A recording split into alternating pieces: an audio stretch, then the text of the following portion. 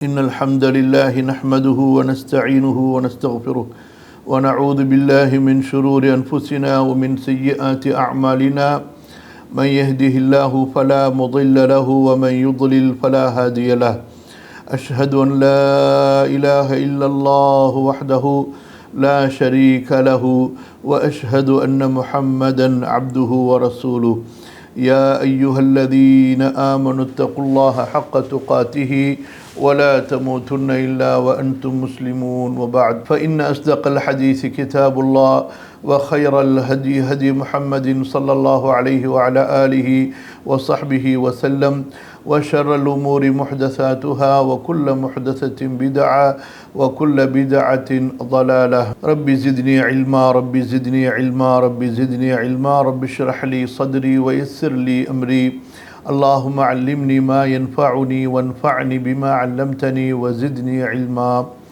اللهم اغفر لجميع المؤمنين والمؤمنات والمسلمين والمسلمات واغفر لجميع العلماء المسلمين من المفسرين والمحدثين والفقهاء ولكل من خدم الدين ونصره ونشره ودعا إليه وتعلمه وعلمه والذين جاهدوا في سبيلك بأموالهم وأنفسهم الحمد لله. கண்ணியத்திற்குரிய அல்லாஹ்வின் அடியார்களே, அன்பிற்குரிய சகோதர சகோதரிகளே, அல்லாஹு தஆலாவுடைய மாபெரும் அருளால் காதி இயாத் ரஹிமஹுல்லா ரசூலுல்லாஹ் ஸல்லல்லாஹு அலைஹி வஸல்லம் அவர்களை பற்றி நமக்கு தொகுத்து வழங்கியிருக்கின்ற அஷ்ஷிஃபா நூலை நாம் படித்து வருகின்றோம். அல்ஹம்துலில்லாஹ், இரண்டாவது பகுதியினுடைய புது பிரிவிலே நாம் இன்ஷா அல்லாஹ் இன்று இருக்கின்றோம். இந்த பிரிவிலே ரசூலுல்லாஹி ஸல்லல்லாஹு அலைஹி வஸல்லம் அவர்களுடைய வம்ச மேன்மையை பற்றியும் அவர்கள் பிறந்த நகரத்தினுடைய மேன்மையை பற்றியும் அவர்கள் எந்த குடும்பத்தில் வளர்ந்தார்களோ அந்த குடும்பத்துடைய மேன்மையை பற்றி இமாம் அவர்கள் இன்றைய பாடத்திலே நமக்கு கூற வருகிறார்கள். ஃபஸ்லுன் ஃபி ஷரஃபி நஸபிஹி ஸல்லல்லாஹு அலைஹி வஸல்லம் வ கரமி பலதிஹி வ மன்ஷஇஹி. நபி ஸல்லல்லாஹு அலைஹி வஸல்லம் அவர்களுடைய வம்சம், நஸப் என்றால் வம்சம், மூதாதையர்களிலிருந்து வரக்கூடிய அந்த வம்சா வழிக்கு நஸப் என்று சொல்லப்படும். நபி ஸல்லல்லாஹு அலைஹி வஸல்லம் அவர்களுடைய வம்சா வழியின் சிறப்பு. வ கரமி பலதிஹி, பலத் என்றால் ஊரு, நகரம், அவர்கள் பிறந்த நகரத்தினுடைய கண்ணியம். வ மன்ஷஇஹி, நஷஅ யன்ஷஉ, அவர்கள் எங்கே வளர்ந்தார்களோ அந்த வளர்ந்த இடத்தினுடைய சிறப்பு. ஆக ரசூலுல்லாஹி ஸல்லல்லாஹு அலைஹி வஸல்லம் அவர்களுடைய குடும்ப சிறப்பை பற்றியும், நபி ஸல்லல்லாஹு அலைஹி வஸல்லம் அவர்களுடைய குடும்ப சிறப்பை பற்றியும், அவர்கள் பிறந்த நகரத்தினுடைய கண்ணியத்தை பற்றியும், அவர்கள் வளர்ந்த இடத்தினுடைய மதிப்பை பற்றியும் இன்ஷா அல்லாஹ் இந்த பிரிவிலே நாம் பேச இருக்கின்றோம். வ அம்மா ஷரஃபு நஸபிஹி ஸல்லல்லாஹு அலைஹி வஸல்லம் வ கரமு பலதிஹி வ மன்ஷஇஹி فمما لا يحتاج إلى إقامة دليل عليه. என்ன சொல்ல வருகின்றார்கள்? ரசூல் ஸல்லல்லாஹு அலைஹி வஸல்லம் அவர்களுடைய வம்சத்தினுடைய சிறப்பையோ அவர்கள் பிறந்த ஊருடைய கண்ணியத்தையோ அவர்கள் வளர்ந்த அந்த இடத்தினுடைய மதிப்பையோ சொல்வதற்கு நாம் ஒரு பெரிய ஆதாரத்தை கொண்டு வந்து நிறுத்த வேண்டிய அவசியமில்லை. فَمِمَّا لَا يَحْتَاجُ إِلَى إِقَامَةِ دَلِيلٍ وَلَا بَيَانِ مُشْكِلٍ وَلَا خَفِيٍّ مِنْهُ. அதில் ஏதோ ஒரு மூடல் இருப்பதை போன்றோ அல்லது நமக்கு அது அறியப்படாத ஒன்றாக இருப்பதனால் அதை தெளிவுபடுத்த வேண்டும் என்ற அவசியமும் இல்லை. ரசூல் ஸல்லல்லாஹு அலைஹி வஸல்லம் அவர்களுடைய உயர்ந்த வம்சத்தை, அவர்களுடைய உயர்ந்த குடும்ப தொடரை, அவர்கள் பிறந்த மக்கா நகரத்தினுடைய மதிப்பை ரொம்ப பெரிய ஆதாரங்களை எல்லாம் கொண்டு வந்து நிலைநிறுத்த வேண்டும் என்ற ஒரு நிர்பந்தம், ஒரு அவசியம் நமக்கு இல்லை. அப்படிப்பட்ட ஒரு காரியம் அல்ல. ஏன்? அது எல்லாருக்கும் தெரிந்த ஒன்று என்ற காரணத்தினால. வலா பயானி முஷ்கிலின் வலா ஹஃபியும் மின்ஹு, அது ஒரு மூடலான, ஒரு மறைந்த, ஒரு சிக்கலான ஒன்றல்ல. அதை நாம் தெளிவுபடுத்த வேண்டும் என்ற அவசியம் ஏற்படுவதற்கு فَإِنَّهُ نُخْبَةُ بَنِي هَاشِمٍ وَسُلَالَةُ قُرَيْشٍ وَصَمِيمُهَا وَأَشْرَفُ الْعَرَبِ وَأَعَزُّهُمْ نَفَرًا مِنْ قِبَلِ أَبِيهِ وَأُمِّهِ وَمِنْ أَهْلِ مَكَّةَ مِنْ أَكْرَمِ بِلَادِ اللَّهِ عَلَى اللَّهِ وَعَلَى عِبَادِهِ சொல்லுகின்றார்கள். ஏன் அல்லாஹ்வுடைய தூதர் ஸல்லல்லாஹு அலைஹி வஸல்லம் எப்படிப்பட்டவர்கள் என்றால், நுஹ்பா என்றால் எலைட், அதாவது அப்படியே தேர்ந்தெடுக்கப்பட்ட ஒரு சிறப்பான, அதை போன்று ஒன்றுதான் மற்றொன்று இருக்காது, அப்படிப்பட்ட ஒரு தனித்துவமிக்க பனு ஹாஷிம் குடும்பத்திலிருந்து தேர்ந்தெடுக்கப்பட்ட ஒற்றை முத்து அவர்கள். குறைஷியினுடைய அந்த வம்சாவழியினுடைய சாறுதான் அந்த பனு ஹாஷிம், அந்த குடும்பத்தில் பிறந்தவர்கள். குறைஷிகளில் பல கோத்திரங்கள், பல வயிறுகள் இருந்தாலும் அந்த குறைஷிகளுடைய அத்தனை கிளைகளிலும் அத்தனை குடும்பத்தாரிலும் மிக மிக உறுதிமிக்க, மிக மிக போற்றத்தக்க ஒரு குடும்பத்திலே பிறந்தவர்கள். வஅஷ்ரஃபுல் அரபி, அரபுகளிலேயே சிறந்த குடும்பம்.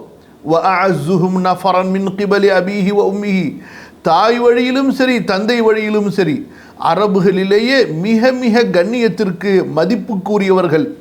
அது மட்டுமா, ஒபின் அஹ்லி மக்கா, மக்காவாசிகள், மக்காவிலிருந்து வந்தவர்கள் அவர்கள். மின் அக்ரமி பிலாதில்லாஹி அலல்லாஹி வ அலா இபாதிஹி, அல்லாஹ்விடத்திலும் அல்லாஹுடைய அடியார்களிடத்திலும் அல்லாஹுடைய நகரங்களிலேயே, அல்லாஹ் படைத்த நகரங்களிலேயே, ஊர்களிலேயே மிக மிக உயர்ந்த கண்ணியமிக்க நகரமாகிய மக்காவிலிருந்து வந்தவர்கள். சொல்கிறார்கள், ரசூலுல்லாஹி ஸல்லல்லாஹு அலைஹி வஸல்லம் அவர்களுடைய வம்சத்தை பற்றி, குடும்பத்தை பற்றி, அவர்கள் பிறந்த நகரத்தினுடைய மதிப்பை பற்றி, அவர்கள் வளர்ந்த பூமியினுடைய அந்த சிறப்பை பற்றி நாம் இந்த பிரிவிலே பார்க்க இருக்கின்றோம். ரசூல் ஸல்லல்லாஹு அலைஹி வஸல்லம் அவர்களுடைய சிறப்பையோ மக்காவின் கண்ணியத்தையோ நாம் தெளிவுபடுத்துவதற்காக பெரிய ஆதாரங்களை எல்லாம் கொண்டு வர வேண்டிய அவசியமில்லை. ஒரே சுருக்கமாக ஒரு 2 வரியில் உங்களுக்கு நான் சொல்கிறேன், புரிந்து கொள்ளுங்கள் என்று சொல்லிவிட்டு, فَإِنَّهُ نُخْبَةُ بَنِي هَاشِمٍ وَسُلَالَةُ قُرَيْشٍ وَصَمِيمُهَا وَأَشْرَفُ الْعَرَبِ وَأَعَزُّهُمْ نَفَرًا مِنْ قِبَلِ أَبِيهِ وَأُمِّهِ وَمِنْ أَهْلِ مَكَّةَ مِنْ أَكْرَمِ بِلَادِ اللَّهِ عَلَى اللَّهِ وَعَلَى عِبَادِهِ. பனு ஹாஷிமிலே தேர்ந்தெடுக்கப்பட்ட ஒற்றை முத்து அவர்கள், தேர்ந்தெடுக்கப்பட்ட உயர்ந்த மனிதர் அவர்கள். குறைஷிகளுடைய அந்த வம்ச தொடரில், குறைஷிகளுடைய அந்த குடும்பத்தார்களிலேயே மிக உயர்ந்த குடும்பமாகிய பனு ஹாஷிமிலே பிறந்தவர்கள். அரபு குலத்தவர்களிலேயே சிறந்த குலமாகிய குறைஷி குலத்தில் ஹாஷிம் குடும்பத்திலே பிறந்தவர்கள். தாய் வழியிலும் சரி தந்தை வழியிலும் சரி, அதாவது மனிதர்களால் மிகவும் கண்ணியத்திற்குரியவர்கள். அது மட்டுமா, மக்காவிலிருந்து பிறந்தவர்கள், மக்காவாசிகளில் உள்ளவர்கள் அவர்கள். அல்லாஹ்விடத்திலே, அல்லாஹுடைய அடியார்களிடத்திலே, அல்லாஹுடைய பூமியிலேயே மிக கண்ணியமிக்க பூமியாகிய மக்காவாசிகளில் ஒருவர் அவர். அடுத்து இந்த ஒரு சுருக்கமான ஒரு கருத்தை முன்வைத்ததற்கு பிறகு இது குறித்த ஆதாரங்களை இமாம் அவர்கள் இங்கே நமக்கு பதிவு செய்கிறார்கள். ஏற்கனவே சில இடங்களில் உங்களுக்கு நாம் தெளிவுபடுத்தி இருக்கிறோம். அதாவது இமாம் அவர்களுடைய அந்த தொகுப்பு முறை, அவர்களுடைய இந்த நூல் தொகுப்பு முறை எப்படி என்றால், அவங்க செய்தியை சொல்லுவாங்க, அந்த செய்தி ஆதாரபூர்வமான அந்த சோர்ஸ், அந்த வசனங்களிலிருந்து, அதுபோன்று ஹதீஸுகளிலிருந்து எடுக்கப்பட்டதாக இருக்கும். அதற்கு பிறகு அந்த கருத்தை ஒட்டி வரக்கூடிய சில செய்திகளை பதிவு செய்வார்கள். அதில் சிலது பலவீனமானதாக இருக்கலாம், அதில் சிலது அவர்களுக்கு கிடைத்த சில ஆதாரங்களாக இருக்கலாம். அதனுடைய அறிவிப்பாளர்கள் தொடரில் அறிஞர்களுக்கு மத்தியில் சர்ச்சை இருக்கலாம். நம்மை பொறுத்த வரைக்கும் இந்த நூலை நாம் பொதுமக்களாகிய நாம் படிக்கும் பொழுது எது நமக்கு ஆதாரபூர்வமாக பல சஹீஹான நூல்களிலே காணப்படுகின்றதோ அந்த விஷயங்களை நம்ம பார்ப்போம். சில பலவீனமான செய்திகளை நம்ம கடந்து சென்று விடுவோம். காரணம் என்ன? அது பலருக்கு குழப்பங்களை உண்டாக்கலாம், அல்லது ஆதாரமற்ற ஒரு விஷயத்தை பரப்பியதாக நாம் ஆகிவிடக்கூடாது. கல்வி என்ற அடிப்படையில் கல்வியாளர்களுக்கு மத்தியில் அது சர்ச்சை செய்யப்படுமே தவிர பலவீனமான செய்திகள் பொதுமக்களுக்கு மத்தியிலே சொல்லப்பட வேண்டிய செய்திகள் அல்ல. முதலாவது செய்தி என்ன? ரசூலுல்லாஹி ஸல்லல்லாஹு அலைஹி வஸல்லம் அவர்கள் மிக மிக உயர்ந்த ஒரு கோத்திரத்தில், உயர்ந்த வம்சத்தில், உயர்ந்த குடும்பத்தில், பூமியிலேயே அல்லாஹ்விடத்திலும் அல்லாஹ்வின் அடியார்களிடத்திலும் உயர்ந்த நகரத்திலே பிறந்தவர்கள். இது இன்றைய பாடத்தினுடைய அடிப்படை கருத்து. இதற்கு இமாம் அவர்கள் ஒரு சஹீஹான ஹதீஸை முதலாவது பதிவு செய்கிறாங்க. அந்த சஹீஹான ஹதீஸு இமாம் புகாரி ரஹ்மத்துல்லாஹி அலைஹி அவர்கள் 3557வது எண்ணிலே பதிவு செய்திருக்கிறார்கள். அபூ ஹுரைரா ரலியல்லாஹு அன்ஹு அறிவிக்கின்றார்கள். இந்த இருக்கு பாருங்க, இது அவர்கள் வரைக்கும் உண்டான அந்த அறிவிப்பாளருடைய தொடரை அவங்க பதிவு செய்கிறாங்க. இங்கே இருந்து வபிஹி கால ஹத்தஸனா காதில் குதாத்தி ஹுசைன் இப்னு முஹம்மத் அஸ்-ஸதஃபி, அங்கே இருந்து இங்கே வரைக்கும் அன் அபி ஹுரைரா ரலியல்லாஹு அன்ஹு வ அன்ஹும் அன்ன ரசூலல்லாஹி ஸல்லல்லாஹு அலைஹி வஸல்லம் قال بعثت من خير قرون بني آدم قرنا فقرنا حتى كنت من القرن الذي كنت منه. بعثت நான் அனுப்பப்பட்டிருக்கிறேன். எங்கிருந்து அனுப்பப்பட்டிருக்கிறேன்? மின் خير قرون بني آدم, ஆதமுடைய சந்ததிகளில், அந்த தலைமுறைகளிலேயே, ஆதமுடைய சந்ததிகளில் ஒவ்வொரு நூற்றாண்டிலும் உருவாகக்கூடிய அந்த தலைமுறைகளிலேயே சிறந்த தலைமுறையில் நான் அனுப்பப்பட்டிருக்கிறேன். கர்ணன் ஃபகர்ணன், ஆதம் அலைஹிஸ்ஸலாம் அவங்களுடைய சந்ததிகள் ஒவ்வொரு 100 ஆண்டாக, ஒவ்வொரு தலைமுறையாக அப்படியே வழித்தோன்றலாக வந்து கொண்டிருக்க, அதில் சிறந்த வழித்தோன்றல், சிறந்த தலைமுறையில் அல்லாஹு தஆலா என்னை தேர்ந்தெடுத்து அனுப்பினான். ஹத்தா குன்து மினல் கர்னில்லதி குன்து, எந்த தலைமுறையில் நான் ஆக வேண்டுமோ அந்த தலைமுறையில் நான் ஆகினேன், அதாவது நான் பிறந்தேன். இந்த ஹதீஸை இமாம் திருமதி ரஹிமஹுல்லா பதிவு செய்கிறாங்க. இப்போ நம்ம படிக்க போகக்கூடிய ஹதீஸை கவனிங்க. வஅனில் அப்பாஸ் ரலியல்லாஹு அன்ஹு قال قال النبي صلى الله عليه وسلم إن الله تعالى خلق الخلق فجعلني من خيرهم من خير قرنهم ثم تخير القبائل فجعلني من خير قبيلة ثم تخير البيوت فجعلني من خير بيوتهم فأنا خيرهم نفسا وخيرهم بيتا. அப்பாஸ் ரலியல்லாஹு அன்ஹு அவர்கள் இந்த ஹதீஸை அறிவிக்கின்றார்கள். நபி ஸல்லல்லாஹு அலைஹி வஸல்லம் கூறினார்கள், அல்லாஹு தஆலா படைப்புகளை படைத்தான். ஹலகல் ஹல்க், எல்லா படைப்புகளையும், வானம், பூமி, சூரியன், சந்திரன், மனிதர்கள், ஜின்கள், பறவைகள், காட்டில் இருக்கக்கூடிய விலங்கினங்கள், கடலில் இருக்கக்கூடிய மீன்கள், இப்படியாக எல்லா படைப்புகளையும் அல்லாஹு தஆலா படைத்தான். ஃபஜஅலனி மின் கைரிஹிம், இந்த படைப்புகளிலேயே சிறந்த படைப்பில் அல்லாஹு தஆலா என்னை ஆக்கினான். மின் கைரி கர்னிஹிம், அந்த சிறந்த படைப்பிலேயே சிறந்த தலைமுறையில் அல்லாஹ் சுப்ஹானஹு வ தஆலா என்னை ஆக்கினான். சும்ம தஹய்யரல் கபாயில, அந்த காலம், அதில் அல்லாஹ் சுப்ஹானஹு வ தஆலா சிறந்த கபீலாவை, சிறந்த கோத்திரத்தை அவன் தேர்வு செய்தான். ஃபஜஅலனி மின் கைரி கபீலத்தின், சிறந்த கோத்திரத்திலே அல்லாஹு தஆலா என்னை ஆக்கினான். சும்ம தஹய்யரல் புயூத், பிறகு அந்த கோத்திரத்தில் இருக்கக்கூடிய கிளைகளை அல்லாஹ் சுப்ஹானஹு வ தஆலா தேர்ந்தெடுத்தான், அவற்றிலே எனக்காக வேண்டி தேர்வு செய்தான். ஃபஜஅலனி மின் கைரி புயூத்திஹிம், அந்த கோத்திரத்திலேயே சிறந்த குடும்பத்தில் அல்லாஹ் சுப்ஹானஹு வ தஆலா என்னை ஆக்கினான்.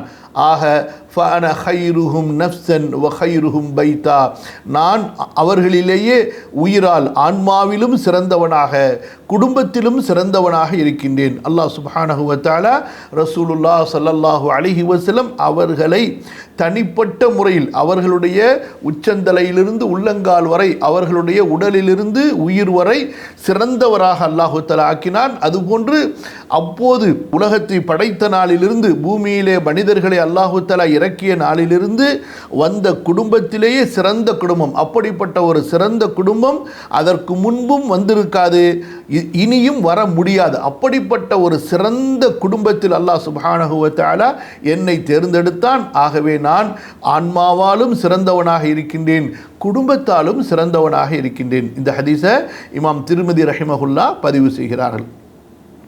அடுத்து வரக்கூடிய ஹதீஸ், அதை இமாம் முஸ்லிம் ரஹிமஹுல்லா பதிவு செய்கிறாங்க. கவனிங்க. وعن واثلة بن الأسقع رضي الله عنه قال قال رسول الله صلى الله عليه وسلم إن الله اصطفى من ولد إبراهيم إسماعيل واصطفى من ولد إسماعيل بني كنانة واصطفى من بني كنانة قريشا واصطفى من قريش بني هاشم واصطفاني من بني هاشم. واثلة ابن الأسقع رضي الله عنه அறிவிக்கின்றார்கள், ரசூலுல்லாஹ் ஸல்லல்லாஹு அலைஹி வஸல்லம் கூறியதாக, நிச்சயமாக அல்லாஹு தஆலா தேர்ந்தெடுத்தான். எங்கிருந்து யாரை தேர்ந்தெடுத்தான்? இப்ராஹீம் அலைஹிஸ்ஸலாம் அவர்களுடைய பிள்ளைகளில் இஸ்மாயிலை அல்லாஹு தஆலா தேர்ந்தெடுத்தான். இஸ்மாயில் அலைஹிஸ்ஸலாம் அவர்களுடைய பிள்ளைகளில் அல்லாஹு தஆலா பனு கினானாவை தேர்ந்தெடுத்தான். கினானாவின் குடும்பத்தார்களை, கினானாவின் வம்சத்தை அல்லாஹ் தேர்ந்தெடுத்தான். பிறகு கினானாவுடைய பிள்ளைகளில் அல்லாஹு தஆலா குறைஷை தேர்ந்தெடுத்தான். பிறகு குறைஷிலே அல்லாஹ் சுப்ஹானஹு வ தஆலா ஹாஷிம் குடும்பத்தை தேர்ந்தெடுத்தான். ஹாஷிம் குடும்பத்தில் அல்லாஹு தஆலா என்னை தேர்ந்தெடுத்தான். இப்படியாக ரசூலுல்லாஹ் ஸல்லல்லாஹு அலைஹி வஸல்லம் அவர்கள் தேர்ந்தெடுக்கப்பட்ட ஒற்றை முத்தாக இருக்கின்றார்கள். அல்லாஹு தஆலா காலத்திலேயே சிறந்த காலத்தை ரசூல் ஸல்லல்லாஹு அலைஹி வஸல்லம் அவர்களுக்கு தேர்ந்தெடுத்தான். பிறகு மனித தலைமுறையிலேயே சிறந்த தலைமுறையை அல்லாஹு தஆலா ரசூல் ஸல்லல்லாஹு அலைஹி வஸல்லம் அவர்களுக்கு தேர்ந்தெடுத்தான். வம்சங்கள், குடும்பங்கள், கோத்திரங்களிலேயே சிறந்த வம்சத்தை, சிறந்த கோத்திரத்தை அல்லாஹு தஆலா ரசூலுல்லாஹ் ஸல்லல்லாஹு அலைஹி வஸல்லம் அவர்களுக்காக தேர்ந்தெடுத்தான். பிறகு அந்த கோத்திரங்களில், அந்த வம்சங்களிலேயே சிறந்த குடும்பத்தை, சிறந்த தலைமுறையை தேர்ந்தெடுத்து அல்லாஹு தஆலா ரசூலுல்லாஹ் ஸல்லல்லாஹு அலைஹி வஸல்லம் அவர்களை பிறக்க வைத்தான். இதுவரைக்கும் நேரடியாக சஹீஹான ஹதீஸுகளில் வந்திருக்கக்கூடிய செய்திகள். அடுத்து வரலாற்றின் அடிப்படையிலே சொல்லப்படக்கூடிய செய்திகளை இங்கே இமாம் அவர்கள் பதிவு செய்கிறாங்க. வரலாற்று அறிஞர், கல்விமான், மிகப்பெரிய குர்ஆனுடைய விரிவுரையாளர் இமாம் தபரி ரஹிமஹுல்லா இந்த ஹதீஸை பதிவு செய்கிறாங்க. இந்த ஹதீஸினுடைய கடைசி பகுதியில் சில விமர்சனங்கள் இருந்தாலும் பெரும்பாலும் இந்த ஹதீஸு ஒரு விளக்கத்தோடு சொல்லப்படக்கூடிய ஒரு செய்தி. இமாம் தபரி அவர்கள் இப்னு உமர் ரலியல்லாஹு அன்ஹு அவர்கள் மூலமாக அறிவிக்கின்றார்கள். ஹதீஸ் என்ன வருகிறது? அன்னஹு ஸல்லல்லாஹு அலைஹி வஸல்லம் قال ரசூலுல்லாஹி ஸல்லல்லாஹு அலைஹி வஸல்லம் சொன்னார்கள், இன்னல்லாஹ இக்தார ஹல்கஹு, அல்லாஹு தஆலா தன்னுடைய படைப்பை தேர்ந்தெடுத்தான். ஃபக்தார மின்ஹும் பனி ஆதம், அந்த படைப்புகளில் ஆதமுடைய குடும்பத்தை, ஆதமுடைய வம்சத்தை அல்லாஹ் தேர்ந்தெடுத்தான். சும்மக்தார பனி ஆதம், பிறகு ஆதமுடைய குடும்பத்தார்களை தேர்ந்தெடுத்து ஃபக்தார மின்ஹுமுல் அரப், அவர்களிலே அரபுகளை அல்லாஹு தஆலா தேர்வு செய்தான். சும்மக்தார் அல் அரப், பிறகு அரபுகளை அல்லாஹ் தேர்வு செய்து வைத்து ஃபக்தார மின்ஹும் குரைஷன், அவர்களிலிருந்து குரைஷுடைய வம்சத்தை அல்லாஹு தஆலா தேர்ந்தெடுத்தான். சும்மக்தார குரைஷன், பிறகு குரைஷிகளிலே அல்லாஹு தஆலா பார்த்தான். ஃபக்தார மின்ஹும் பனி ஹாஷிமின், அவர்களிலே ஹாஷிமுடைய குடும்பத்தை அல்லாஹு தஆலா தேர்ந்தெடுத்தான். சும்மக்தார பனி ஹாஷிமின், பிறகு ஹாஷிமுடைய குடும்பத்தார்களை அல்லாஹ் வைத்து ஃபக்தாரனி மின்ஹும், அவர்களிலிருந்து என்னை அல்லாஹு தஆலா தேர்ந்தெடுத்தான்.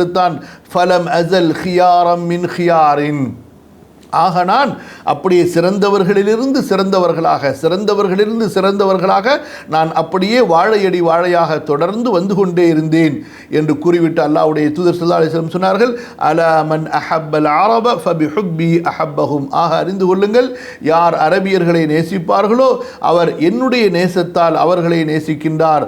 வமன் அப்கதல் அரப ஃபபிபுக்தி அப்கதஹும், யார் அரபியர்களை வெறுப்பாரோ அவர் என்னுடைய வெறுப்பினால் அவர்களை வெறுக்கின்றார். ஆக அரபியர்களை அவர்கள் அரபியர்கள் என்ற அடிப்படையில் ஒருவன் வெறுப்பானையானால் அது கண்டிப்பாக ரசூலுல்லாஹி ஸல்லல்லாஹு அலைஹி வஸல்லம் அவர்களையும் வெறுப்பதின் பக்கம் கொண்டு போய் சேர்த்துவிடும். அல்லாஹ் பாதுகாப்பானாக.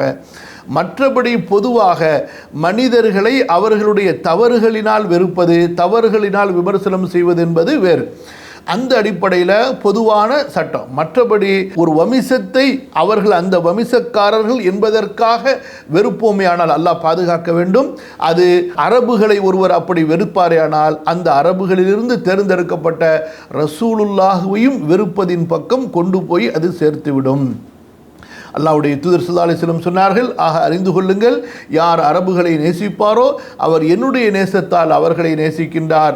யார் அரபுகளை வெறுப்பாரோ அவர் என்னுடைய வெறுப்பினால் அவர்களை வெறுக்கின்றார். பொதுவாக இஸ்லாமை ஏற்றுக்கொண்ட மக்கள் யாராக இருக்கட்டும், கலிமா லா இலாஹ இல்லல்லாஹ் முஹம்மது ரசூலுல்லாஹ் என்று யாரெல்லாம் மொழிந்தார்களோ அந்த மக்களுடைய உள்ளத்தில் அல்லாஹு தஆலா குர்ஆனுடைய நேசத்தை எப்படி ஒரு இயற்கையான இயல்பான நேசமாக அல்லாஹ் ஆக்கினானோ, அதுபோன்று ரசூலுல்லாஹி ஸல்லல்லாஹு அலைஹி வஸல்லம் அவர்களை நேசிப்பதை எப்படி ஒரு இயல்பான நேசமாக அல்லாஹு தஆலா ஆக்கினானோ, இஸ்லாமிய மார்க்கத்தை நேசிப்பதை எப்படி ஒரு இயல்பான நேசமாக அல்லாஹ் ஆக்கினானோ அதே போன்று குர்ஆன் இறக்கப்பட்ட மொழியுடைய இந்த குர்ஆன் யார் மீது இறக்கப்பட்டதோ அந்த ரசூலுடைய மொழியை சேர்ந்த இந்த இஸ்லாமிய மார்க்கத்தின் மூல ஆதாரங்கள் எந்த மொழியில் இருக்கின்றதோ அந்த மொழியை சேர்ந்த வம்சத்தின் மீதும் இனத்தின் மீதும் ஒரு பிரியத்தை அல்லாஹு தஆலா மூமின்களுடைய உள்ளத்தில் வைத்திருக்கின்றான். பொதுவாக ஏனைய மக்களை பார்க்கும் பொழுது நமக்கு ஏற்படக்கூடிய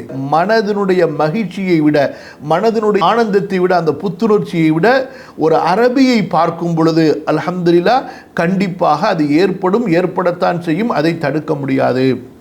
அதற்கு பிறகு அந்த அரேபிய வம்சத்தவர் ஈமானாலும் இஸ்லாமாலும் குணத்தாலும் உயர்ந்தவராக இருப்பாரேயானால் ஏனையவரை விட அவர் கண்டிப்பாக மதிக்கப்பட வேண்டியவர், போற்றப்பட வேண்டியவர். அந்த அளவுக்கு அல்லாஹு தஆலா அவருடைய முஹப்பத்தை உள்ளங்களிலே அல்லாஹு தஆலா ஏற்படுத்தி வைத்திருக்கின்றான்.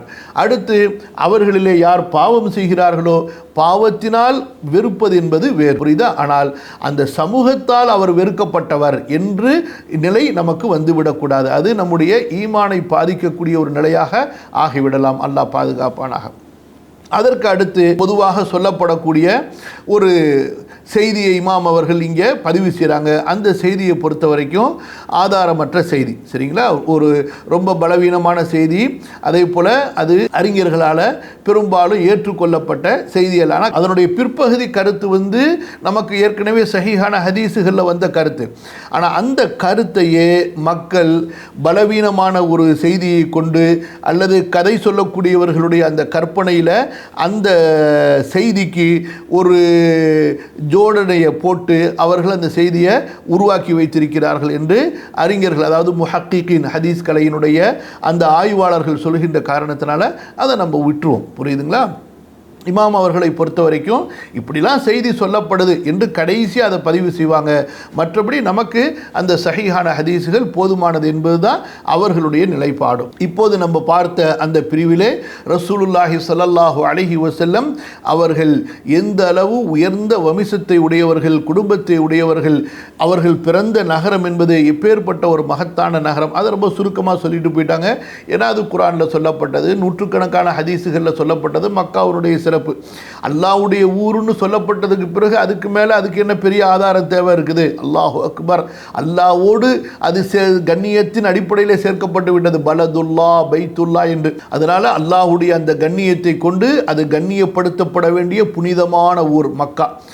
அல்லாஹ்வுடைய வீட்டுக்காக வேண்டி அல்லாஹ் தேர்ந்தெடுத்த ஊர். சரி, அப்போ ரசூலுல்லாஹி ஸல்லல்லாஹு அலைஹி வஸல்லம் அவர்கள் குடும்பத்தால் எந்த அளவு உயர்ந்தவர்கள், வம்சத்தால் எந்த அளவு உயர்ந்தவர்கள், அவர்கள் தேர்ந்தெடுக்கப்பட்ட இனம் அல்லாஹுவால் தேர்ந்தெடுக்கப்பட்ட ஒரு இனம் என்பதை இமாம் அவர்கள் சஹீஹான ஹதீஸுகளை கொண்டு நமக்கு இந்த இடத்திலே பதிய வைத்தார்கள். இதனால் நமக்கு இதை அறிவதன் மூலமாக ஈமானிய பலன் என்ன என்பது இந்த இடத்திலே நாம் புரிய வேண்டும். அல்லாஹு தஆலா நமக்கு அனுப்பி இருக்கக்கூடிய ரசூல் ஸல்லல்லாஹு அலைஹி வஸல்லம் அவர்கள் ஒரு சாதாரணமான மனிதர் அல்ல. அவர்களுக்காக எல்லாமே அல்லாஹ்வின் புறத்திலிருந்து ஏற்பாடு செய்யப்பட்டது. அதை நம்ம புரியணும். அதான் ரொம்ப முக்கியமான ஒன்று.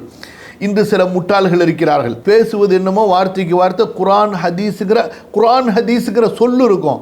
ஆனால் குர்ஆனுடைய ஆயத்தும் அவர்களுக்கு தெரியாது, ஹதீஸுகளும் அவர்களுக்கு தெரியாது. அவர்களை பொறுத்த வரைக்கும் ஒரு வரட்டு ஆணவத்தில், குருட்டுத்தனமான முறையில் அவர்கள் மார்க்கத்தை அவர்களுடைய பிடிவாதத்துக்கு ஏற்ப பேசிக்கொண்டு சென்று விடுவார்கள். அப்படி அவர்கள் பேசும்போது தான் அவர்களுடைய நாவிலிருந்து வெளிப்படக்கூடிய ஒரு கருத்து. அது என்ன கருத்து? எந்த மொழியில் அனுப்புனாலும் எந்த இனத்தில் அனுப்புனாலும் ஒரு கேள்வி வருங்க, ஏன் இதில் அனுப்புனான்னு சொல்லிட்டு, அவ்வளவுதான். ஏதோ அல்லாஹ் அரபுல அனுப்புனா முடிஞ்சு போச்சு, அவ்வளோதான். அதுக்குன்னு ஒரு தனி சிறப்பு கிடையாது. ஏதோ ஒரு மொழியில் குர்ஆனை இறக்கணும், ஏதோ ஒரு மொழியில் கடைசி ரசூல் அனுப்புனா அவ்வளவுதான். அந்த மொழிக்குன்னு அந்த இனத்துக்குன்னு தனி சிறப்பு கிடையாது.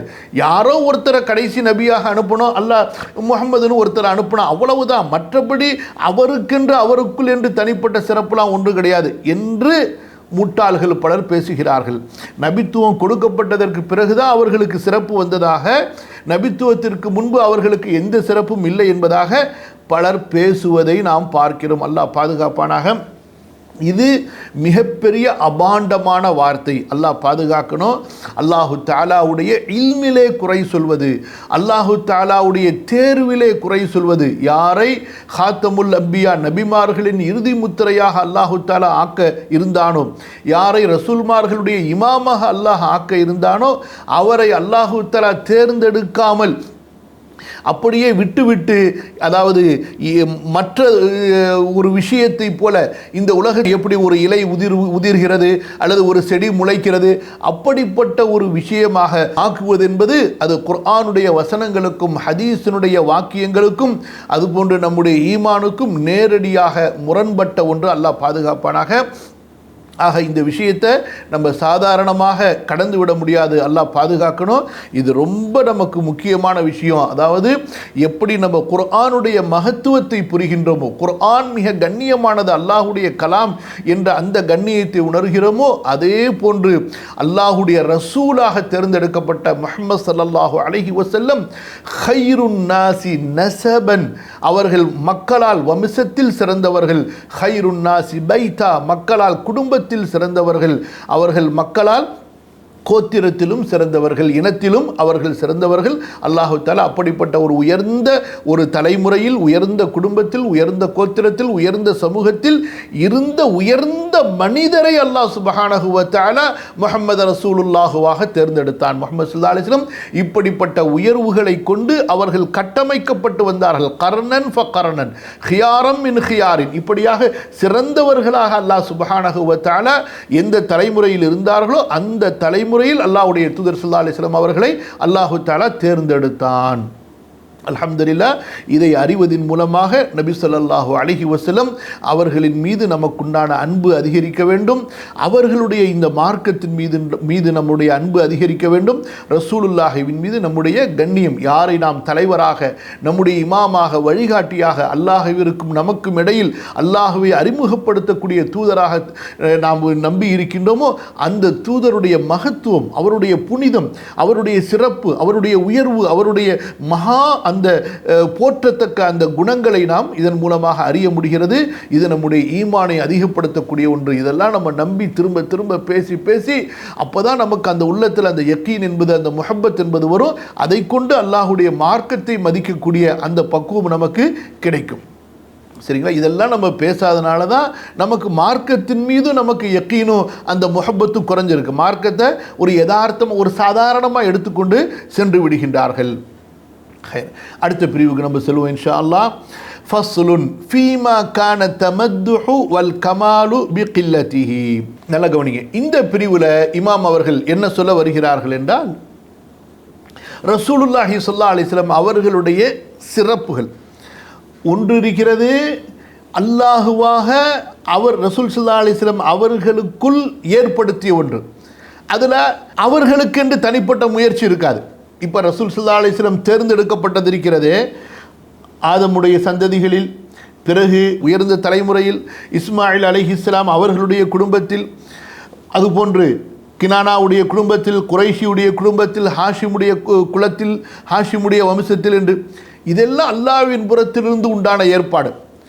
அதற்கு பிறகு அல்லாஹு தாலா கொடுத்த அந்த உள்ளத்தினுடைய உயர்ந்த பக்குவத்தை கொண்டு ரசூலுல்லாஹ் ஸல்லல்லாஹு அலைஹி வஸல்லம் அவர்கள் தங்களுக்கு தேடிக்கொண்டது, அவர்கள் தங்களுக்குள் உருவாக்கி கொண்டது. ரெண்டு விஷயத்தையும் நல்லா புரியணும். சில பேர் தேர்ந்தெடுக்கப்பட்ட நல்ல குடும்பத்தில் பிறந்திருப்பார்கள், ஆனால் அவர்களோ அந்த நல்லதை தங்களுக்குள் கொண்டு வராததால் நல்ல குடும்பத்தில் பிறந்தும் கெட்டவர்களாக இருப்பார்கள். அல்லாஹ் பாதுகாக்கணும். சிலர் நல்ல குடும்பத்தில் பிறந்திருப்பார்கள், தாங்களும் நல்லதை தங்களுக்குள் உருவாக்கி இருப்பார்கள். இது ரொம்ப சிறப்பு. சில பேர் சாதாரண குடும்பத்தில் பிறந்திருப்பார்கள், ஆனால் தங்களுக்குள் சிறந்த குடும்பத்தில் இருக்க வேண்டிய சிறந்த நல்லதை, உயர்ந்ததை தங்களுக்குள் கொண்டு வந்திருப்பார்கள்.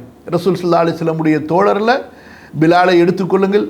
அவர் ஒரு ஹபஷாவை சேர்ந்த ஒரு நீக்ரோ, ஒரு கருப்பு இன வம்சத்தை சேர்ந்தவர், ஒரு அறியப்படாத ஒரு சாதாரண குடும்பத்திலே பிறந்தவர். அவருடைய தாய் தந்தை பெரிய வரலாற்றிலே அறியப்பட்ட மனிதர்கள் அல்ல. ஆனாலும் அவர் தனக்குள் அந்த சிறந்ததை உயர்ந்ததை கொண்டு வந்து கொண்டார் ரசூலுல்லாஹி ஸல்லல்லாஹு அலைஹி வஸல்லம் அவர்களிடமிருந்து.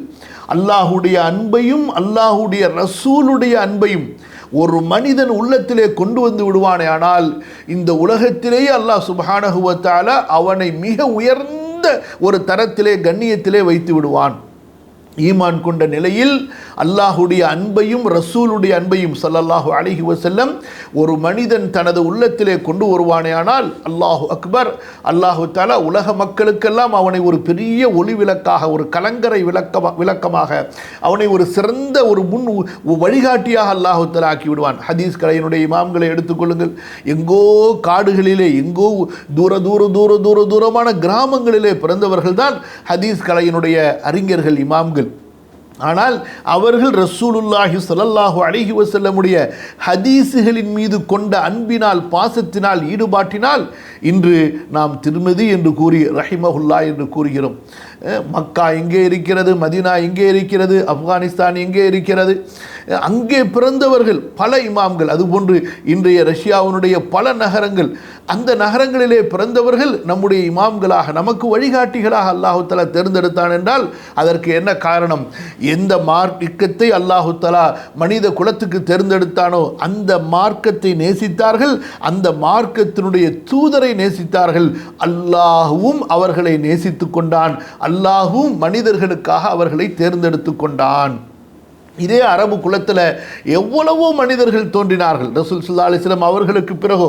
ஆனால் அவர்கள் இதை செய்யவில்லை. அல்லாஹு தஆலா அவர்களுடைய பெயர்கள் வரலாற்றிலே அறியப்படாமல் ஆக்கிவிட்டான். யார் ரப்பை நேசிப்பார்களோ, ரப்புடைய ரசூலை நேசிப்பார்களோ ஸல்லல்லாஹு அலைஹி வஸல்லம் அவர்களுடைய தனித்துவம் என்பது வேறு. அப்போ 3 விஷயங்களை உங்களுக்கு சொன்னேன். ஒன்று, குடும்பத்திலும் சிறந்தவர், அதுபோன்று தன்னுடைய குணத்திலும் சிறந்தவர். இரண்டாவது, சில பேர் குடும்பத்தில் சிறந்தவங்களாக இருப்பாங்க, குணத்தில் சிறந்தவர்களாக இருக்க மாட்டார்கள். சில பேர் குடும்பத்தில் சிறந்தவர்களாக இருக்க மாட்டார்கள், ஆனால் தங்களுக்குள் சிறந்ததை உயர்ந்ததை கொண்டு வந்திருப்பார்கள். இந்த 3வதுக்கான வாய்ப்பு நாம் எல்லோருக்கும் திறந்து விடப்பட்டிருக்க அல்லாஹ்விடத்தில். இதை ரசூலுல்லாஹி ஸல்லல்லாஹு அலைஹி வஸல்லம் தங்களுடைய ஒரு ஹதீஸில் எவ்வளவு அழகாக நமக்கு சொல்கிறாங்க பாருங்கள். என்னுடைய குடும்பத்தார்கள் யார் தெரியுமா? அல்லாஹ் அக்பர். அல்லாஹ்வுடைய தூதர் ஸல்லல்லாஹு அலைஹி வஸல்லமுடைய மகத்தான வாக்கியம். அதாவது அவங்களுடைய வம்சத்தில் இரத்தத்தில் பிறந்தவங்க அவங்களுடைய குடும்பத்தார்கள், அதில் சந்தேகம் கிடையாது. அது போக ரசூலுல்லாஹி ஸல்லல்லாஹு அலைஹி வஸல்லம் இந்த என்னுடைய குடும்பம் என்பதை மார்க்க அடிப்படையிலே எவ்வளவு பொதுவாக ஆக்குகிறார்கள் என்றால், குல்லு முஃமினின் தகியின், இறையச்சமுள்ள ஒவ்வொரு முஃமினும் என்னுடைய நெருக்கமான குடும்பத்தை சேர்ந்தவன் என்று அல்லாஹ்வுடைய தூதர் ஸல்லல்லாஹு அலைஹி வஸல்லம் நமக்கு சொல்லித் தருகிறார்கள். இன்ன அக்ரமக்கும் இன்தல்லாஹி அத்காக்கும், உங்களில் அல்லாஹ்விடத்திலே மிக மிக கண்ணியத்திற்குரியவர் உங்களில் அதிகமாக அல்லாஹுவை பயப்படக்கூடியவர். இப்போ நம்ம படிக்கக்கூடிய இந்த பிரிவில் அல்லாஹ்வுடைய தூதர் ஸல்லல்லாஹு அலைஹி வஸல்லம் தங்களுக்குள் எப்படிப்பட்ட மகத்தான உயர்வுகளை, மதிப்புகளை, சிறப்புகளை கொண்டு வந்தார்கள், அதை பற்றி நம்ம இன்ஷா அல்லாஹ் இந்த பிரிவில் பார்க்க போகிறோம். அதில் முதலாவதாக, எதை குறைவாக செய்தால் அது ரொம்ப புகழப்படக்கூடிய போற்றத்தக்க ஒரு உயர்ந்த பண்பாக இருக்குமோ அது ரசூல் ஸல்லல்லாஹு அலைஹி வஸல்லம் அவர்களிடத்திலே எப்படி இருந்தது? ரொம்ப குறைவாக, ரொம்ப லிமிட்டடாக இருக்குமே ஆனால் அது ஒரு மனிதனுடைய குவாலிட்டியை, ஒரு மனிதனுடைய தரத்தை உயர்த்துமோ அது ரசூல் ஸல்லல்லாஹு அலைஹி வஸல்லம் அவர்களிடத்தில் எப்படி இருந்தது? அதை நம்ம இந்த பிரிவில் இன்ஷா அல்லாஹ் பார்க்க போகிறோம். கவனிங்க. ஃபஸ்லுன் ஃபீமா கான தமத்துஹு வல் கமாலு பிகில்லத்திஹி, எது குறைவாக இருந்தால் புகழுக்கும் பரிபூரணத்துவத்துக்கும் தகுந்ததோ அதை நாம் இந்த பிரிவிலே பார்க்க போகிறோம். வ அம்மா மா ததுஉ ضرورத்துல் ஹயாத்தி இலைஹி மிம்மா ஃபஸல்னாஹு ஃபஅலா ஸலாஸதி ضروبின். ضرب الفضل في قلته، وضرب الفضل في كثرته، وضرب تختلف الأحوال فيه. 3 வகையான தன்மைகள் இருக்கின்றன, 3 வகையான விஷயங்கள் இருக்கின்றன. ஒன்று என்ன? அதை குறைத்துக் கொள்வது உயர்ந்தது.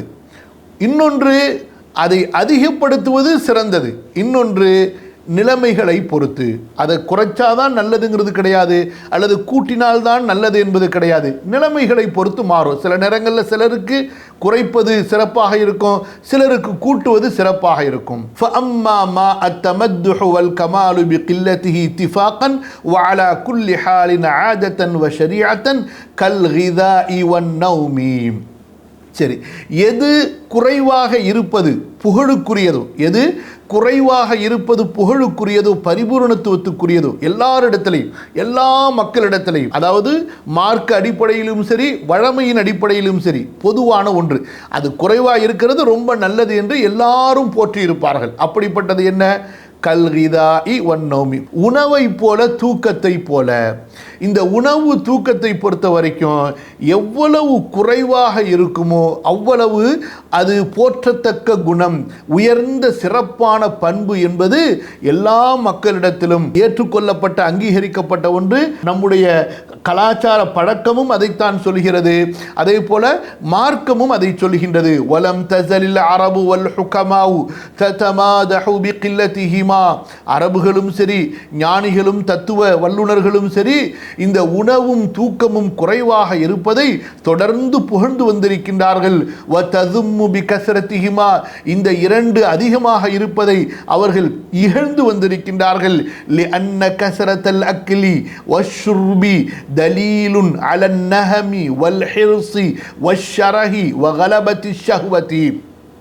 ஒரு மனிதன் அதிகமாக சாப்பிட்றது, அதிகமாக குடிப்பது என்பது அந்த மனிதனுக்கு உணவின் மீது உண்டான பேராசையை, வயிற்றை நிரப்புவதின் மீது உண்டான அந்த ஒரு, அதாவது எப்படி, அதாவது ஷரஹு ஹெர்ஸு, அதே போல் நகம் என்று சொன்னால் இந்த மிருகங்கள் இருக்குது பாருங்கள், இந்த மிருகங்களுக்கு பொதுவாக இந்த வயிற்றின் மீது உண்டான ஆசை, உணவின் மீது உண்டான ஆசை இருக்குதே ரொம்ப அதிகமாக இருக்கும்.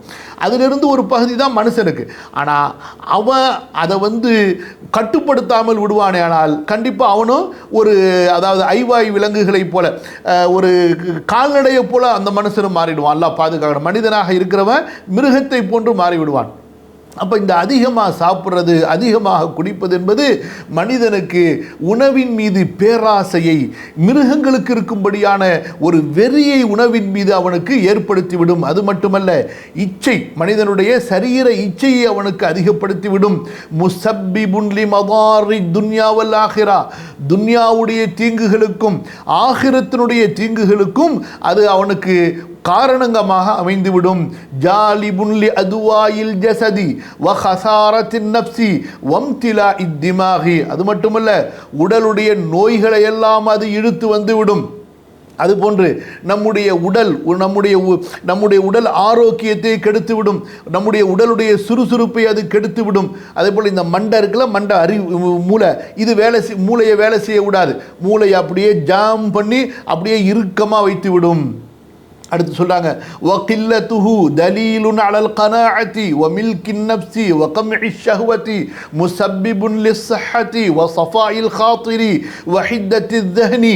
சொல்கிறார்கள், உணவு குறைவாக சாப்பிடுவது ஒரு மனிதனுடைய, அதாவது ஆன்மா கனாஅத், போதும் என்ற திருப்தி பெற்ற ஆன்மா என்பதை அறிவிக்கின்றது. அதே போல அவன் தன்னை அடக்கக்கூடியவன், செல்ஃப் கண்ட்ரோல் உள்ளவன் என்பதை அறிவிக்கின்றது.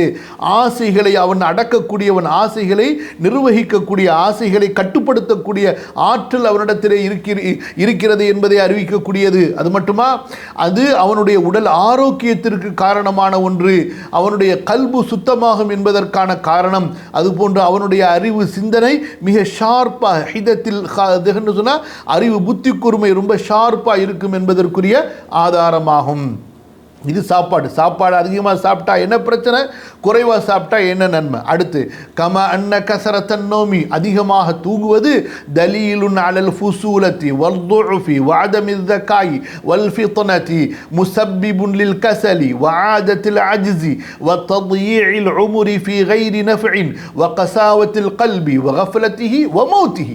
முடிஞ்சு போச்சு. அதிகமாக தூங்குவது என்பது ஒரு மனுஷன் ரொம்ப வீக்கான மனுஷன், ஒன்றுத்துக்கும் உதவா இல்லாத மனுஷன், அதே போல் அவனுடைய உடலுடைய அறிவுடைய பலவீனம், அவன் புத்தியற்றவன், ஒரு அறிவற்றவன், புத்தி கூர்மை இல்லாதவன், அதே போல் சோம்பேறித்தனத்தை உண்டாக்கக்கூடியது, அவன் பலவீனத்தை உண்டாக்கக்கூடியது, அது மட்டுமல்ல பலனில்லாத ஒன்றிலே வாழ்க்கையை வீணாக்கக்கூடியது, உள்ளத்தை இறுக வைத்து விடக்கூடியது, உள்ளத்தை மறதியிலே தள்ளிவிடக்கூடியது, அது மட்டுமல்ல கடைசியில் மொத்தமாக உள்ளத்தையே மௌத்தாக்கி விடக்கூடிய ஒன்று எது? அதிகமாக தூங்குவது. இப்போ நல்ல கவனிங்க. அப்போ உணவு, தூக்கம், இந்த ரெண்டை பொறுத்த வரைக்கும் உலக மக்கள், அறிஞர்கள் எல்லாரும் ஒரே கருத்தில் இருக்கிறாங்க. எந்த அளவு குறைவாக செய்வோமோ அந்த அளவு ஒரு மனிதனுடைய உயர்வை, நிறைவை அது உண்டாக்கும். ஒரு மனிதனுடைய பர்சனாலிட்டி, அவனுடைய அந்த மனப்பக்குவத்தை அதிகப்படுத்தும். இந்த ரெண்டும் எவ்வளவு அதிகமாகுதோ அந்த அளவு அவனை ஒரு மட்டமானவனாக, கீழ்த்தரமானவனாக ஆக்கும். அல்லாஹ் நம்மை பாதுகாப்பானாக. யா ரப் யா ரஹ்மான். والشاهد على هذا ما يعلم ضرورة ويوجد مشاهدة وينقل متواترا من كلام الأمم المتقدمة والحكماء السالفين وأشعار العرب وأخبارها وصحيح الحديث وآثار من سلف وخلف مما لا يحتاج إلى الاستشهاد عليه وإنما تركنا ذكره هنا اختصارا واقتصارا على اشتهار العلم به. சொல்றாங்க. இதுக்கு ஆதாரம் சொல்றதா? என்ன ஆதாரம் சொல்றது? இது தெரிஞ்ச ஒன்று. இது முன்னோர்களுடைய ஞான தத்துவங்களிலிருந்தும், முன்னோர்களிலே வந்த கல்விமான்கள், அறிவாளிகளுடைய அந்த தத்துவ கவிதைகளிலிருந்தும், அவர்களுடைய அரபுகளுடைய கவிதைகள், பிற மக்களுடைய கவிதைகள், அதுபோன்ற அவர்களுடைய சம்பவங்கள், சஹீஹான ஹதீஸு, அதே போல் முன்னோர் பின்னோர் சொல்லி இருக்கக்கூடிய பலவிதமான கூற்று, இவ்வளவு எக்கச்சக்கமாக கடல் மாதிரி அது திரளாக கிடக்கின்றது. அவற்றையெல்லாம் கொண்டு வந்து இங்கே ஆதாரத்தை நம்ம நிரூபிக்க வேண்டும் என்ற அவசியம் இல்லை. ஏன்னா இது ரொம்ப தெளிவான, எல்லாராலையும் ஏற்றுக்கொள்ளப்பட்ட, அறியப்பட்ட ஒன்று. அதனால் அதையெல்லாம் நம்ம சொல்லி இங்கே நூலை விரிவாக்க விரும்பலை. இந்த அளவுக்கு மட்டும் இதை நம்ம சுருக்கமாக சொல்லிக்கொண்டு, குறிப்பாக ரசூலுல்லாஹி ஸல்லல்லாஹு அலைஹி வஸல்லம் அவர்களிடத்திலே இந்த தன்மை எப்படி இருந்தது அதை நம்ம பார்க்க போயிடுவோங்கிறாங்க. புரிஞ்சுங்களா? அதாவது குறைவாக சாப்பிட்றதும் குறைவாக தூங்குறதும் எந்த அளவுக்கு சிறந்த உயர்ந்த பண்பாடு என்பதை எல்லாரும், முன்னோர்களிலிருந்து பின்னோர் வரைக்கும், அறிஞர்கள், கவிஞர்கள், தத்துவ ஞானிகள், அரபுகள், அரபு அல்லாத மற்ற பிற மக்கள் என்று எல்லாரும் பேசியிருக்கிறாங்க. அதெல்லாம் நம்ம இப்போ இங்கே கொண்டு வந்து நூலை பெருசாக்க முடியாது. அதெல்லாம் நம்ம சுருக்கமான இந்த அளவுக்கு போதும். இதெல்லாம் தெரிஞ்ச ஒன்று என்பதனால, அறியப்பட்ட ஒன்று என்பதனால நமக்கு இதை இந்த அளவு விளங்கிக் கொள்வது போதும். குறிப்பாக ரசூலுல்லாஹி ஸல்லல்லாஹு அலைஹி வஸல்லம் அவர்களிடத்திலே இந்த இரண்டும் எந்த அளவு குறைந்திருந்தது, அதாவது உணவின் மீது உண்டான கவனமும் அதுபோன்று தூக்கத்தின் மீது அவர்களுடைய ஈடுபாடும் எந்த அளவு மிக குறைவாக இருந்தது. இதனால் அவர்கள் எந்த அளவு தன்னுடைய ஆளுமையை, தன்னுடைய மனப்பக்குவத்தை, தன்னுடைய மன உறுதியை அவர்கள் வளர்த்து கொண்டார்கள். அல்லாஹ்வுடைய தூதர் ஸல்லல்லாஹு அலைஹி வஸல்லம் இது பற்றி என்ன சொல்லியிருக்கிறார்கள், அவர்களை பற்றி ஹதீஸுகளிலே என்ன அவர்களுடைய வாழ்க்கையாக பதிவு செய்யப்பட்டிருக்கிறது என்பதை அடுத்து வரக்கூடிய ஆதாரங்களை இமாம் அவங்க பேசுகிறாங்க. வகான நபி ஸல்லல்லாஹு அலைஹி வஸல்லம் கத் அஹத மின் ஹாதைனில் ஃபன்னைனி பில் அகல்லி. இந்த உணவாக இருக்கட்டும், தூக்கமாக இருக்கட்டும், ரொம்ப ரொம்ப குறைவைத்தான் ரசூல் ஸல்லல்லாஹு அலைஹி வஸல்லம் அவர்கள் எடுத்துக்கொண்டார்கள். ஹாதா மா லா யுத்ஃபஉ மின் சீரத்திஹி வ ஹுவ அல்லதி அமர பிஹி வ ஹஸ்ஸ அலைஹி லா சியமா பிர்திபாத் அஹதிஹிமா பில் ஆஹரி. ரசூல் ஸல்லல்லாஹு அலைஹி வஸல்லம் அவர்களுடைய வரலாறுகளை நாம் பார்க்க போவோமேயானால் இது ஒரு மறுக்கப்பட்ட விஷயம் அல்ல. ரசூல் ஸல்லல்லாஹு அலைஹி வஸல்லம் வாழ்க்கையில் இந்த இரண்டும் மிக குறைவாக இருந்தது என்பது அல்லாஹ்வுடைய தூதர் ஸல்லல்லாஹு அலைஹி வஸல்லம் இதை நமக்கு ஏவியும் இருக்கின்றார்கள். இதற்கு நமக்கு ஆர்வமும் ஊட்டி இருக்கின்றார்கள். புரியுதா? இந்த இரண்டில் ஒன்று மற்றொன்றோடு சம்பந்தப்பட்டிருக்கிறது. அதிகமாக சாப்பிட்டா அதிகமாக தூக்கம், குறைவாக சாப்பிட்டா குறைவாக தூக்கம். இப்படி இரண்டில் ஒன்று மற்றொன்றோடு பின்னி பிணைந்து இணைந்திருக்கிறது. என்ன ஹதீஸ் சொல்கிறாங்க கவனிங்க. மிக்தாம் இப்னு மஅதி கரிப் ரலியல்லாஹு அன்ஹு அறிவிக்கின்றார்கள், அன்ன ரசூலல்லாஹ் ஸல்லல்லாஹு அலைஹி வஸல்லம் قال ما ملأ ابن آدم وعاء شرا من بطنه. அல்லாஹு அக்பர். ஆதமுடைய மகன் ஒரு பாத்திரத்தை ரொம்ப கெட்டதை கொண்டு நிரப்பி இருக்கிறான் என்றால், அல்லது அவன் நிரப்புன பாத்திரத்திலேயே ரொம்ப கெட்ட பாத்திரம் ஒன்று இருக்கிறது என்றால், அவனுடைய வயிறை விட ஒன்று கிடையாது. அல்லாஹ் பாதுகாப்பானாக. ஒன்று, நம்ம ஹராமிலிருந்து நம்ம வயிறை பாதுகாக்கணும்.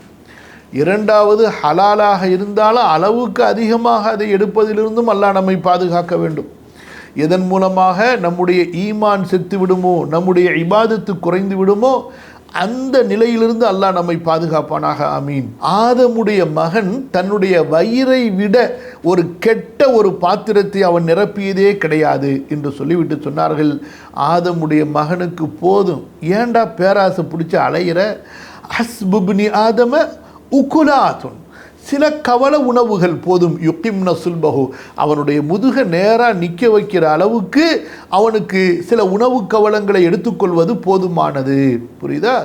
இன்கானல்லா மஹாலத்தை, சரி பசி அதிகமாக இருக்குது அல்லது சாப்பிட்டே ஆகணும், அந்த மாதிரி ஒரு நிர்பந்தம் இருக்குமே, ஆனால் சாப்பிட்டே ஆகணும்னு சொன்னால் சில நேரங்களாக சாப்பிடலை, பல நேர உணவுகள் கிடைக்காம இப்போ தான் உணவு கிடைச்சிருக்குது, சாதாரணமாக சாப்பிடக்கூடிய அளவுக்கு சாப்பிட முடியாது, சாப்பிட்டா பசி போகாது, இன்னும் அந்த பசி மயக்கம் போகாது, அந்த மாதிரி ஒரு நிலை இருக்குமே, ஆனால் ஃபசுலுசுன் லிதாமிஹி, அவனிலே வயிற்றிலே 1/3 அவன் தன்னுடைய உணவுக்காக வைத்துக் கொள்ளட்டும்.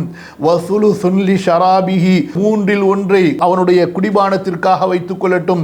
வசுலுசுன் லி நஃபஸிஹி, 1/3 அவனுடைய மூச்சுக்காக, அவனுடைய காற்றுக்காக அவன் வைத்துக் கொள்ளட்டும். இன்று நம்முடைய உணவு தேவை என்பது நம்முடைய பொருளாதாரத்தை அழிக்கக்கூடிய அளவுக்கு மாறிவிட்டது. ஒன்று, நம்முடைய உடல் ஆரோக்கியத்தை கெடுத்து விட்டது என்பதில் சந்தேகமே கிடையாது. நம்முடைய உணவு பழக்க வழக்கங்களும் உணவின் மீது உண்டான பேராசையும் பல வகையான உணவுகளை ஒரே நேரத்தில் கொட்டிக்கிறது, அதிகமான உணவுகளை கொட்டிக்கிறது, பிடித்த உணவுகளாக இருந்தால் கணக்கு வழக்கு இல்லாமல் சாப்பிட்றது, இந்த மாதிரி பிரச்சனை சாதாரணமான உணவுகளின் மீது நமக்கு நாட்டமே ஏற்படுறதில்லை. ஒரு கல்யாணத்தில் போய் உங்களுக்கு தயிர் சோறு கொடுத்தா புளி சோறு கொடுத்தா சாப்பிட்டு வந்துடுவீங்களா? அந்த மாதிரி கல்யாணமாக இருந்துச்சு, இந்த மாதிரி எங்கள் கல்யாணத்தில் தயிர் சோறு தான் எங்களுக்கு இதுதான் வசதி, கடன் வாங்காமல் நாங்கள் கல்யாணம் பண்ணுறதா இருந்தால், நாங்கள் எங்களை வருத்தி கொள்ளாமல் நாங்கள் விருந்து கொடுக்கறதாக இருந்தால், எங்களை வருத்தி கொள்ளாமல் விருந்து கொடுக்கறதா இருந்தால் நாங்கள் உங்களுக்கு தயிர் சோறு தான் போட முடியும் அல்லது ஒரு சாம்பார் சோறு தான் போட முடியும்னா அந்த கல்யாணத்துக்கு நம்ம போவோமா? இவன் கொடுக்குற இந்த சாம்பார் சோறுக்கு தயிர் சோறுக்கு நம்ம இவ்வளோ தூரம் போகணுமா? ரசூல் ஸல்லல்லாஹு அலைஹி வஸல்லம் வலிமாக்கு போங்கன்னு சொன்னாங்களே, அதெல்லாம் மறந்துடுவோம். அல்லாஹ் பாதுகாக்கணும்.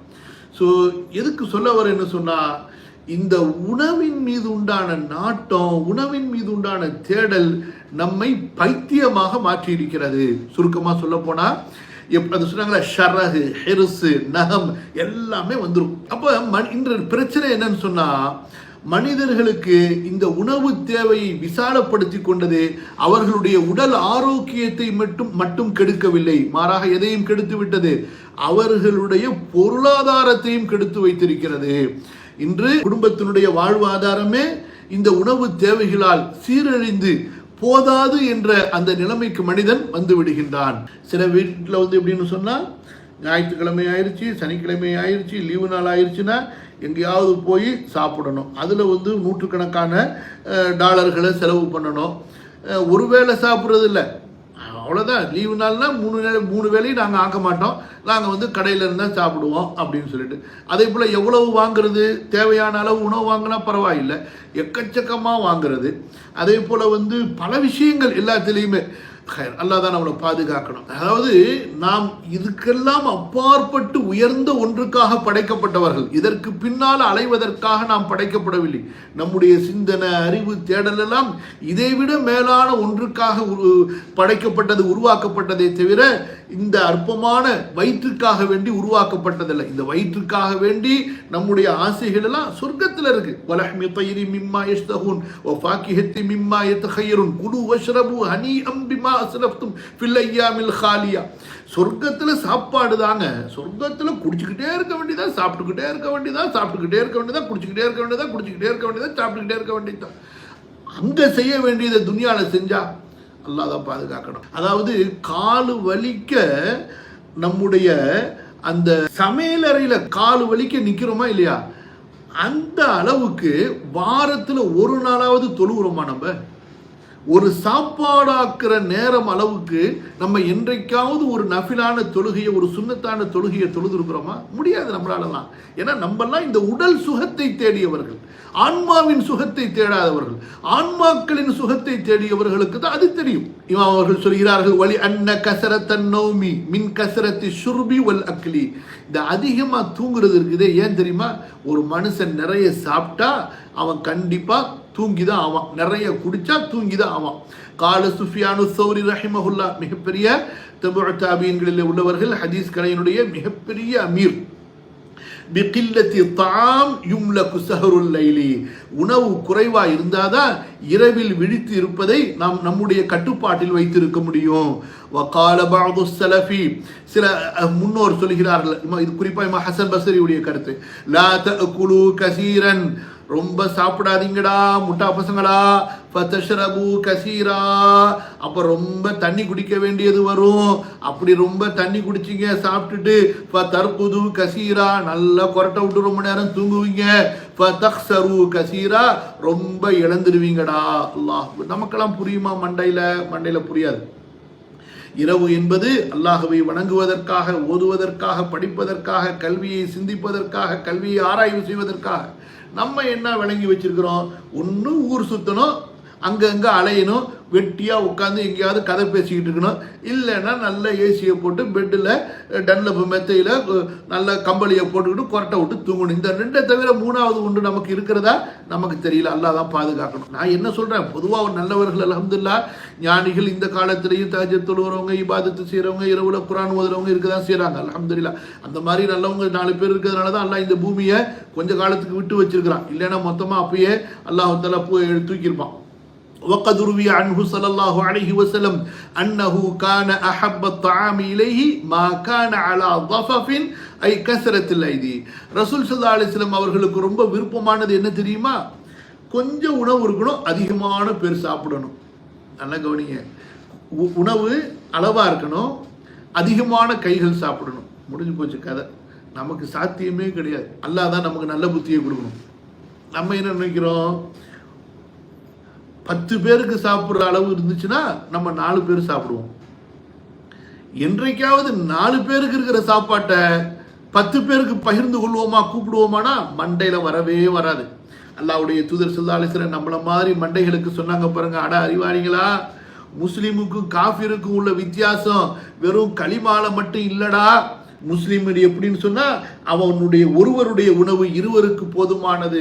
இந்த இதுல இருந்து நான் சொல்லிக்கிறேன், முட்டாப்பேன்னு எனக்கு சொல்லிக்கிறேன். ரசூல் ஸல்லல்லாஹு அலைஹி வஸல்லம் ஹதீஸ்ல அது இருக்காது, புரியுதுங்களா? எனக்காக வேண்டி என்ன திட்டுறதுக்காக வேண்டி சொல்லிக்கிறேன். ஒரு பூமியினுடைய உணவு 2 பேருக்கு போதும், 2 பேருடைய உணவு 4 பேருக்கு போதும், 4 பேருடைய உணவு 8 பேருக்கு போதும் நாங்க ரசூல் ஸல்லல்லாஹு அலைஹி வஸல்லம். சுப்ஹானல்லாஹ். அப்ப உணவு குறைவா இருக்கணும், அதிகமான கைகள் சாப்பிடணும். அப்ப எல்லாரும் அளவா சாப்பிடுவாங்க. நீங்க 10 பேருக்கு உள்ள சாப்பாட்டை 2 பேருக்கு ஆக்கி வச்சுக்கிட்டீங்கன்னா சாப்பாடு மிச்சம் இருக்கேன்னு வச்சு திணிக்க வேண்டியதான். இன்னைக்கு அம்மாமார்கள், வீட்டில் உள்ள மனைவிமார்களுடைய பிரச்சனையே அதுதான். அளவை ஆக்குறது கிடையாது, சட்டியா ஆக்கிட வேண்டியது. ஆக்கி வச்சுக்கிட்டு அதை மற்றவங்களுக்கு சதக்கா கொடுப்பாங்களா? அதுவும் கொடுக்க மாட்டாங்க. நீனே புருஷனை வச்சு தின்னு என்னங்க சாப்பிட மாட்டேங்கிறீங்க, உங்களுக்கு தாங்க ஆகணும், போட்டு திணிக்க வேண்டியது.